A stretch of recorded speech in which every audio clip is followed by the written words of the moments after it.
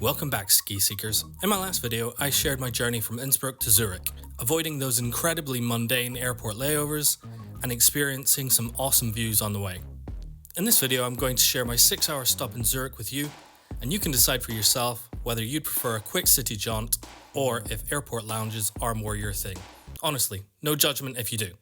It only took mere seconds after stepping off the train to realize I'd made a great choice and I was going to have to come back here again. Some of the most picturesque buildings are right across the road from the station. But before I get into that, exploring is much easier the less you carry. So, one floor down from the main platform, you can find a storage locker facility, look for one with a green light, pop your stuff in, close it shut, you get about a minute to pay on the central console, and your receipt has a QR code for retrieval. Just remember to keep the receipt safe. You can take a photo of it too, but just be aware of your surroundings when you're doing this. With only a couple of things to carry, it's time to go exploring. Why not start with something the Swiss are famous for?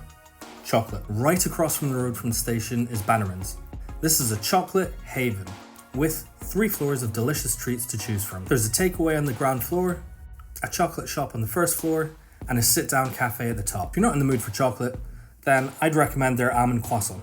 The almond paste filling is great. If you're feeling a bit more peckish, then no worries. Just head down to the Old Town. It's less than 15 minutes walk, and there are loads of places to eat and drink on the way.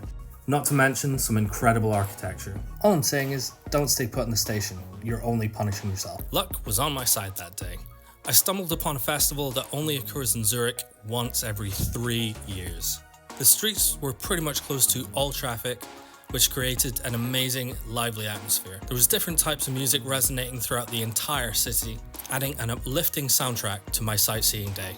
As I explored, there was one source that seemed to bounce off the walls of Zurich's narrow streets, which led me to a square where Zurich's youth orchestra was giving an amazing performance near a pop-up bar serving delicious caprinas.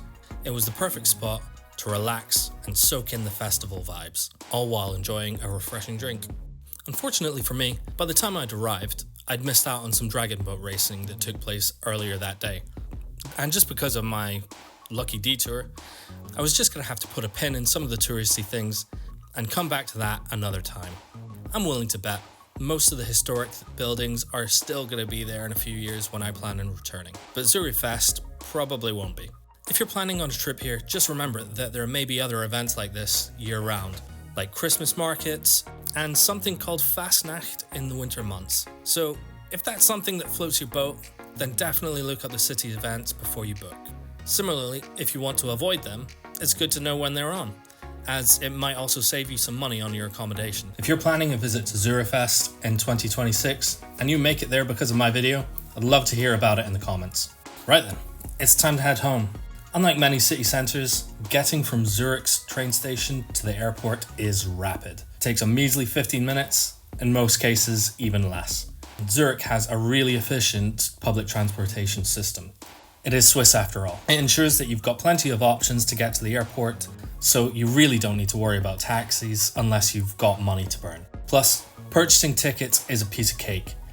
You can buy them at the machines at the train station, you can use the Trainline app or the SBB app, and if you're considering exploring more of Switzerland on a longer trip, definitely consider their inclusive travel passes. This grants you access to almost anywhere in the country. Zurich Airport isn't your run-of-the-mill travel hub. It's almost a destination in itself. If you need to grab some last-minute Swiss chocolates or souvenirs, don't worry about it. There are several supermarkets right within the airport. It's got you covered for everything. There's also a decent-sized food court with plenty of food options before hopping on your flight. For those with a more expensive taste, the Circle is an upmarket shopping area just off the airport complex. It's complete with luxurious hotels, shops, and a conference centre.